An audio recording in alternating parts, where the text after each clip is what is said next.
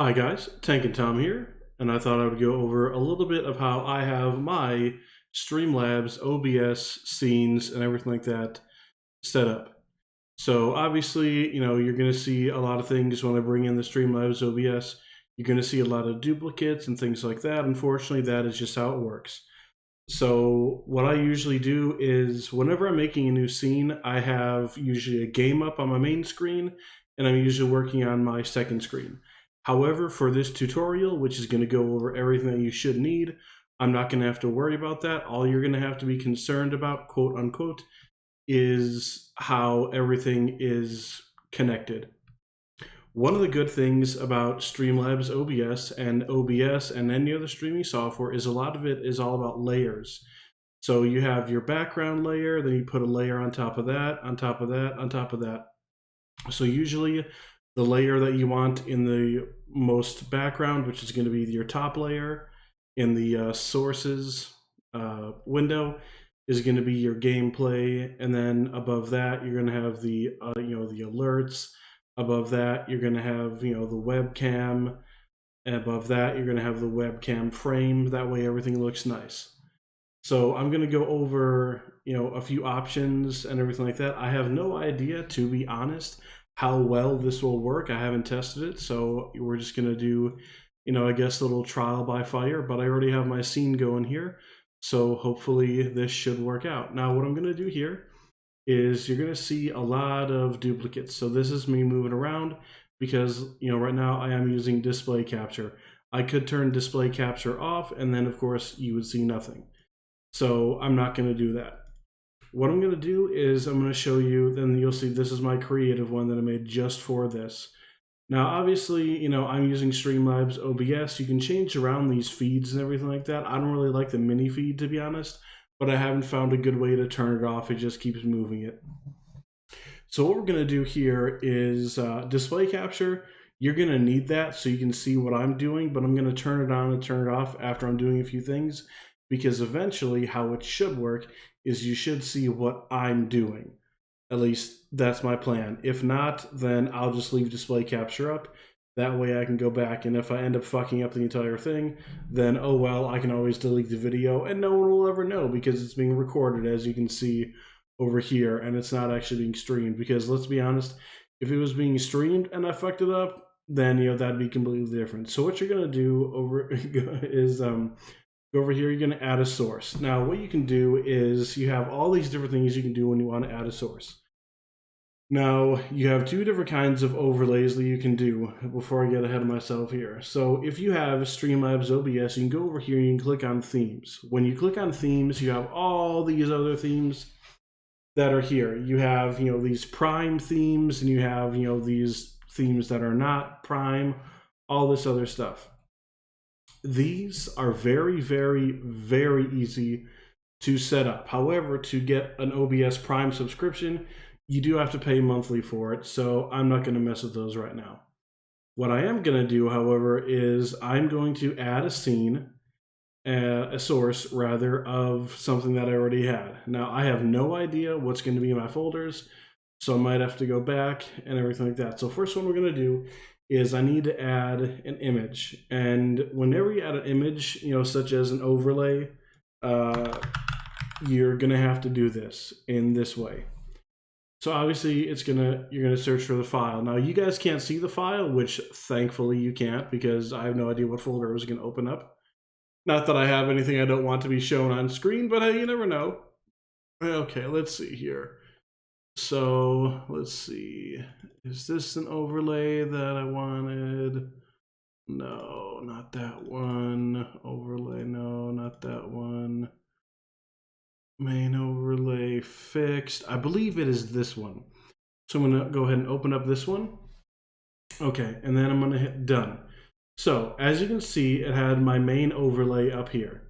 This was an overlay that I used quite a while ago. You can see it has the Tank and Tom, and it has this. This is a picture, so all of this is, it's just a PNG, and everything else other than what you see at the top is all, see-through. So what I'm going to do next is I'm going to lock that in place. because I want that on top. Now, if I were to change these around, then obviously you see display capture goes on top. So we're not going to do that. Like I said, it's all about the layers and everything like that. Usually once you have a layer where you want it to go, you want to lock it into place. At least that's what I recommend. Now, obviously, your gameplay isn't probably just going to have, this top stuff. You're going to have your latest donation, top donation, latest follower, latest sub. At least that's what I had requested. Easiest way to do that is you click the little plus here. You go to your, where is it? You go to your stream labels, which are over here, and then add a source. You can add whatever you want it, and then it's going to go, you can go through all this other stuff. I'm not really going to, go and bother through that. And then, you can move it around wherever you want it to go, resize it, whatever. I'm not really going to be concerned about that because that's not really what we're concerned about. The next thing that we're going to do is I'm going to add my webcam frame.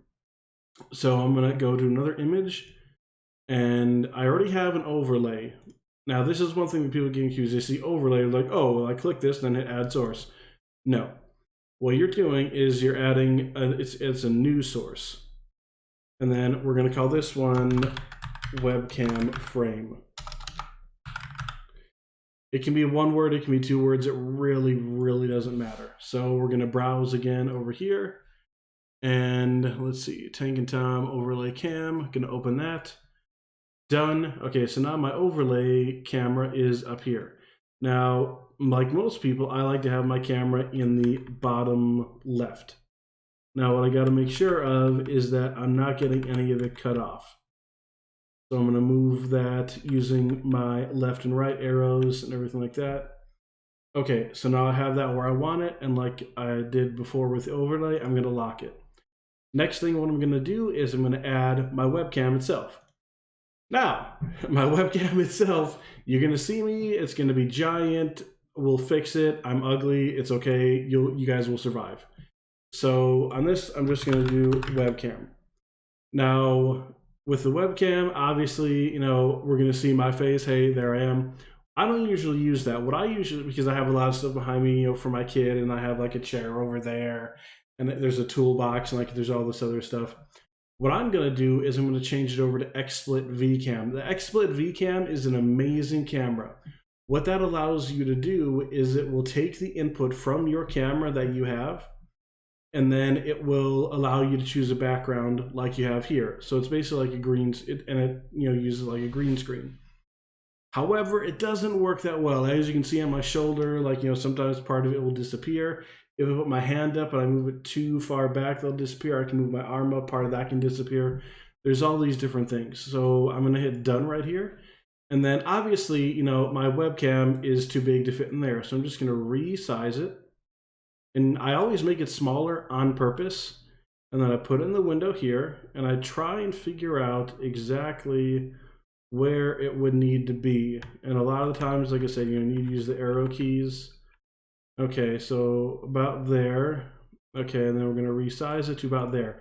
Now, obviously that looks completely ridiculous. So I'm gonna lock my webcam in place, and then what I'm gonna do is, obviously we don't wanna see the webcam, like the boxiness of the webcam. So what we do is we move the webcam underneath the webcam frame. So now the frame is on top of the webcam. Now it looks less ridiculous, in my opinion. Last thing that you need to do, and this is something that you don't need to do depending on what you're doing. If you're gonna have, some gameplay and everything like that, all you're gonna do is click this plus right here. Then you're gonna go to game capture, add source, game capture, leave it fine, and then this happens. Now, when something like this happens, all you're gonna do, you can leave this set to auto, and then allow transparency. I don't really mess with that. Then hit done. Game capture, you're gonna want that to be your last thing, other than display capture. You can probably see display capture right now. Here, let me turn that off. Obviously, display capture is something that, you're going to want to have all the way at the bottom, but I only have it all the way at the bottom for what I'm doing right now. Usually I wouldn't have display capture, so all you guys would see right now, if I didn't have display capture, would be this. You would see me, and then it would say looking for a game to capture. Now, if you're not going to be streaming a game all the time, another thing you can do, and this is what I've been doing, is, let me turn off game capture here. And I love that you can turn these on and off at will. It is the best thing in the world. One more thing that you can do, and this is what I usually do, or I have been doing, is I'll click the little plus right here, and I'll input another image. It's going to be a new image, and then we'll just name it as background, add source. Okay, browse, let's see here. And this is the image that I have been using for my, actually, now that I think about this, I don't know. Okay, size that. Okay. And then using my Alt key, gonna have to, Control key, gonna have to stretch it. Oh, no, not that one. Gotta remember exactly how they do this, because by using certain commands, okay, so that one is that way. This one is that way. This one controls. Okay, well, regardless, there is a way that you can make this larger. I think all I did was like something like this, and then I moved the background to the lowest right there, which, let me turn this background off. I moved it to right here. That way, you know, instead of you seeing this, you see this when there is not a game currently being captured.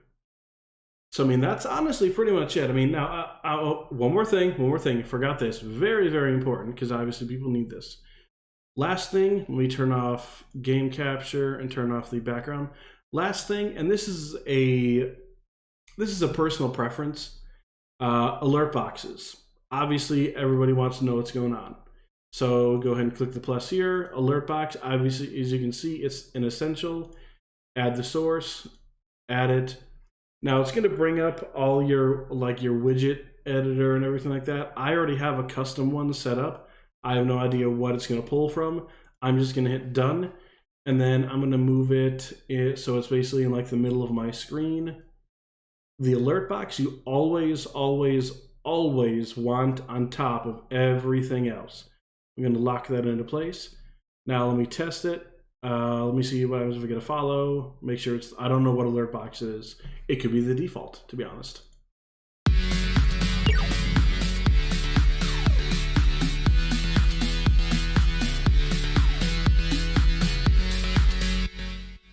Okay, so it was my default alert box. So for setting up your sources and your scenes and everything like that, it's pretty much fairly easy. I mean, I do have a few scenes and everything like that that I have set up depending on the games that I'm playing and everything like that. One thing that I'm not going to go over in this video, I might go over in another video, is your microphone levels and filters and what those do. Obviously, you can see right here, I have 3 filters set up. I have it for noise suppression, a noise gate, and a compressor. I'm just going to show you what I have mine set to.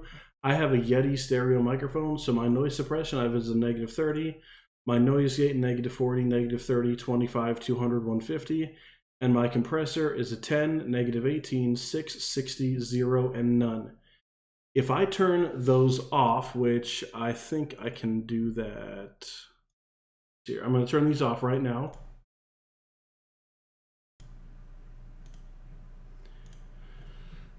When I turn those off, you can hear a lot more background noise, and that's one of the biggest things, because all I have is a regular microphone. I don't have a pop filter on it or anything like that.